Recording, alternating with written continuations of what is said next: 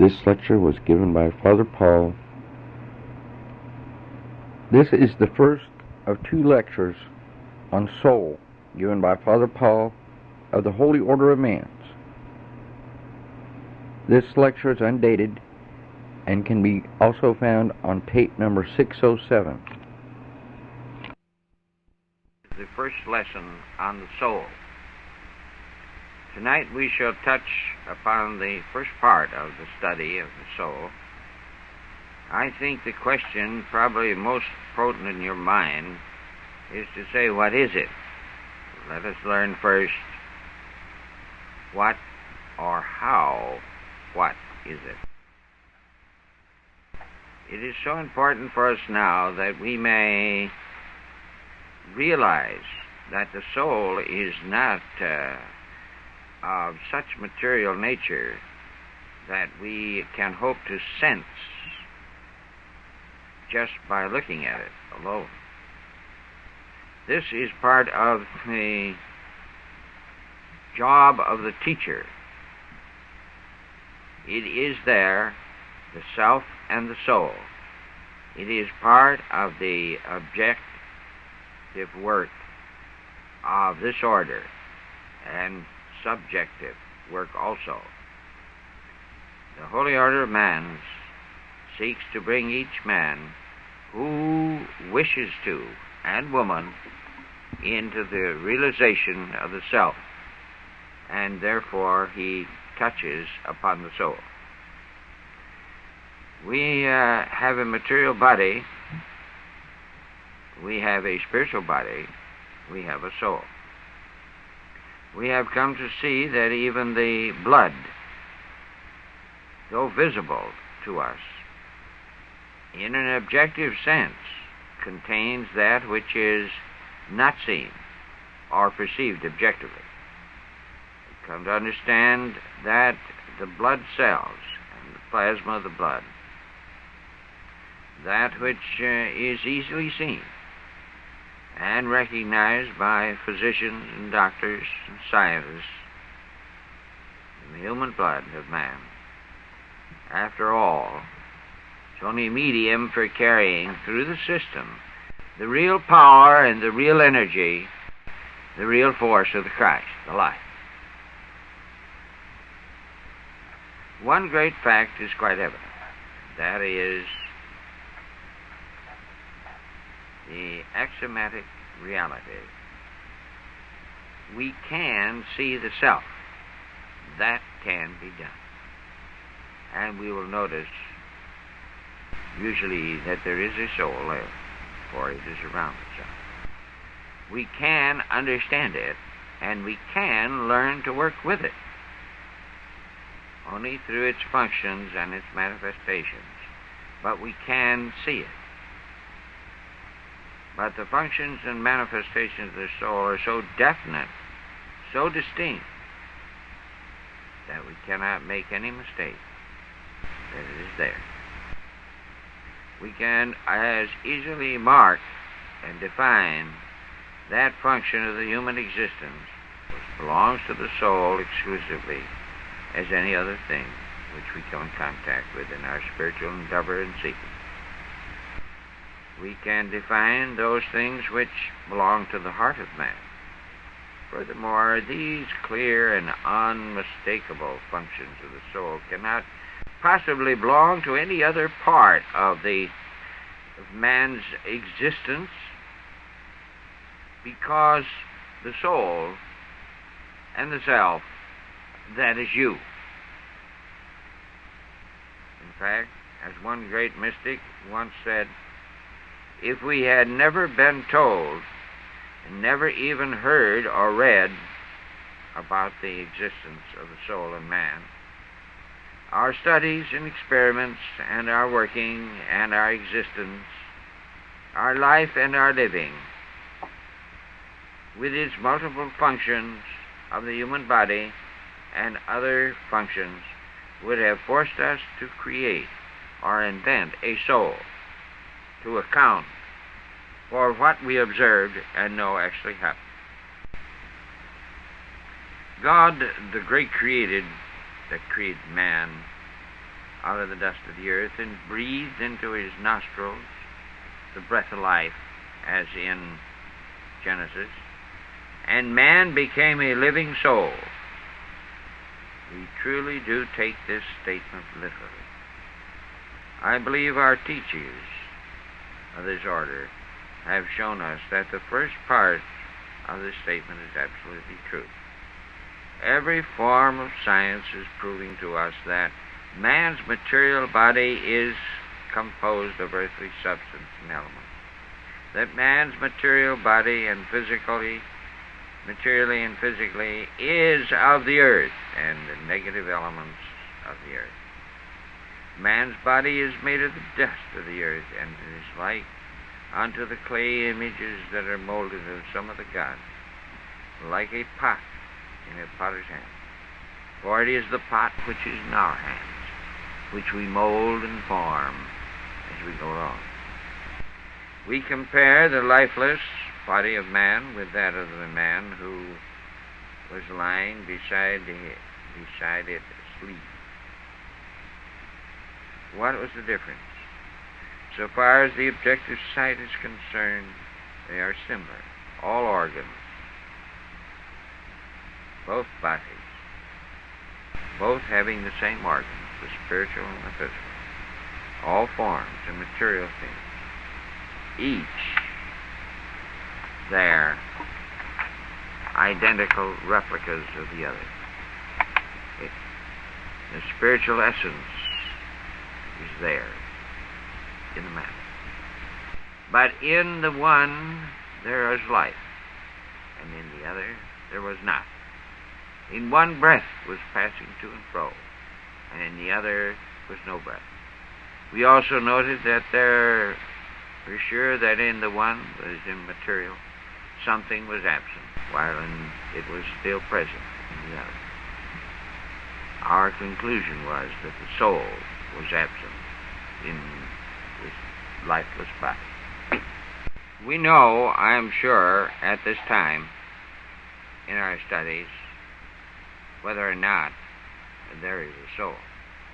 But we do not understand whether or not there is a soul. But we do not understand its functions necessarily. We do know there is something of us which goes from life to life. Our work should prove to us that this is so.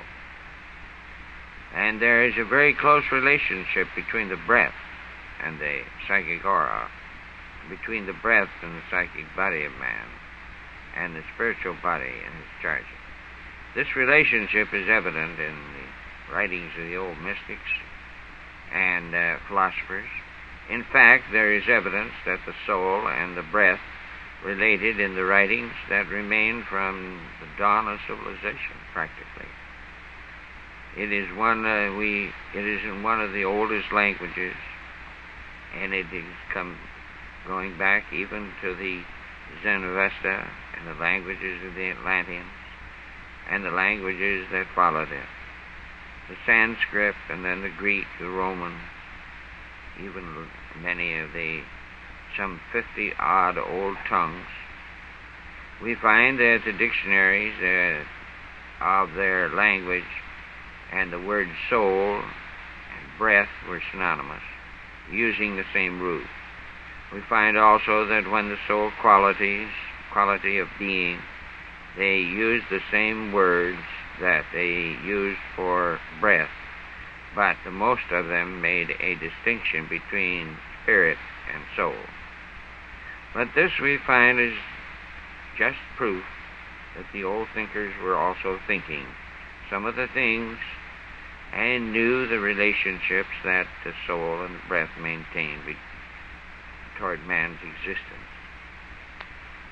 Some of the ancient Stoics held that the divine principle or first cause of the universe itself was prana, the breath of God, which permeates all things. This breath manifested in the series of creative laws in matter, what we term spirit. It becomes the physical laws which science knows and studies. In man, this breath, or logos, meaning law, becomes soul. It draws together that which man does, lives, breathes, thinks, prays, and manifests, and lets go and allows the great power to come to it, which moves man in his spiritual senses. Because in this soul, around the self, is etched the experience of man from life to life, and from era to era, age to age, as we go down that long path, as we climb the ladder, or as we go up the bootstrap path through the center of all being. Even though we are engaged and agreed in our teachings, engaged in the teachings and agreed on the teachings, that the soul and the breath are closely related, we have discovered little regarding the soul in a concrete manner except those things which we have seen and its change in relationship to it. This is what we must try to do.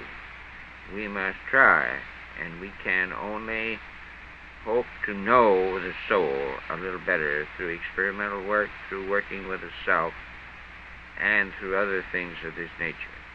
We cannot demand to know, for it is that part of us which has nothing to do with our objective material lives directly, and since we are, with the exceptions of the control of the body system, and the knowledge can be based upon objective senses, we must depend on the sensing of the soul subjectively, and this sense and the soul essence. Although in working with the self, if we have gone through God realization of the self, we will notice that there are things that take place, and there are changes in the perimeter of the self and around it. The very first point we discover about the soul is that the divine nature, that it is of God, and we are sure, naturally, that the question arises, what do we mean by God? That is why our first lesson of this particular subject and level of work in the lessons of the Golden Dawn are devoted entirely to the subjects of God and soul. If we recognize God as the great divine power and intelligence which animates the universe, we can readily see and understand how the soul is a part of the intellect, intelligence, and power.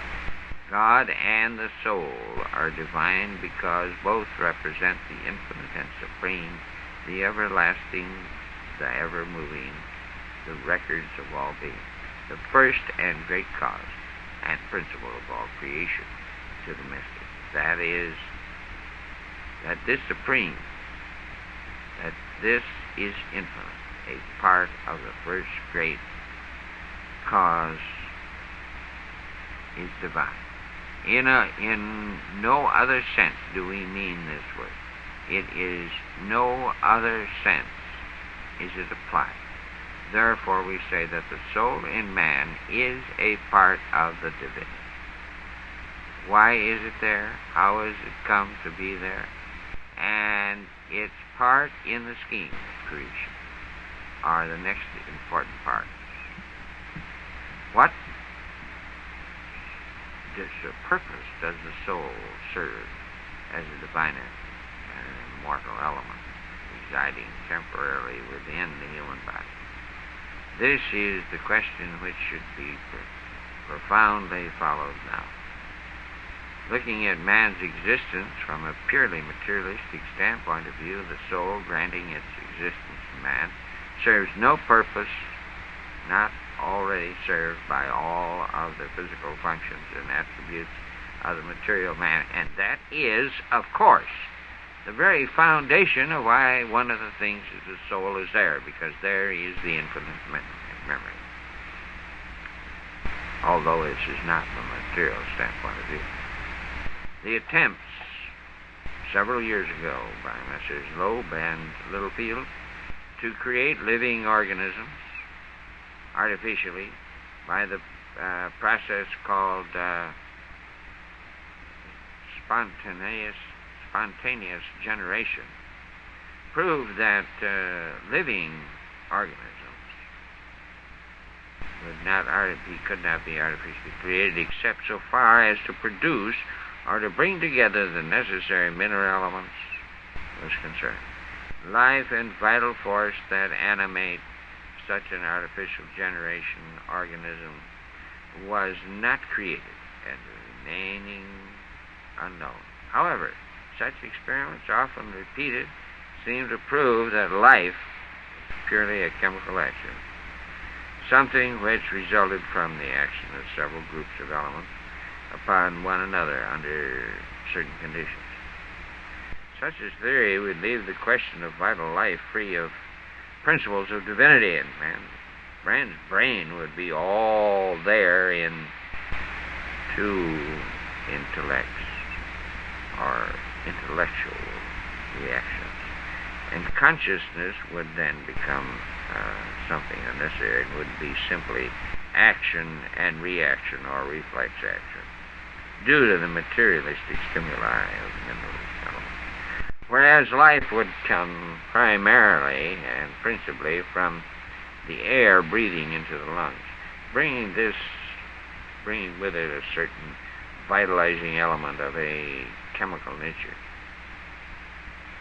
just as an electrical current animates a motor with nothing divine, nothing super physical, nothing pertaining to soul. In such a chemical materialistic theory of life, still propounded by man as science sometimes, the soul was not placed in the scheme of things, and therefore the soul did not exist, since they had not reached that level of thinking and its reality. Even the theological explanations for the existence of soul and its purpose in the human body did not make the soul a necessary attribute. Thus, the man's earthly existence or development, there was no propagation of life after life, because they left out the reincarnation and the experiences of those and the old mystics which had experienced this existence and living before here again was called into existence the problem of the soul, because something had to move from this life to another. Something had to convey the experience from one life into another. Something just had to know and understand how this body worked so that its automatic systems would work readily and freely and in perfect rhythm. That rhythm, that perfection, came out of the divine essence within man's soul. The divinity, to make him simply an image of God and nothing more. It either has had its effect upon man's morals or development. It also has failed to fulfill the unknown purposes designed by God. If the soul were placed in man simply to give man an immortal attribute, something to live after and await a day of spiritual existence, there would be no practical purposes served, and the only purpose served by such an example of reason for the soul's existence would be to foster the theological idea of the final judgment, the day when all the souls released from the earth for millions of years would come together to be judged and to suffer punishment and receive reward. This theological idea has long since been shown to be illogical and not in the keeping with nature and its laws and principles. Therefore, it couldn't be of God. Therefore, there is something and another reason for the existence of the soul, through For though upon this subject at this time we may consider that the mystics, philosophers, even Spinoza said, he affirmed that when man is self-conscious, that is, when he is aware of his own existence, which soul makes possible, then man realizes himself, because the self of man is the self of God, and a part of it, a great cell in the being and the form and body of our great Father. We shall contemplate upon the reality of God and see what our consciousness of Him is when we exist in that consciousness which is in tune with Him.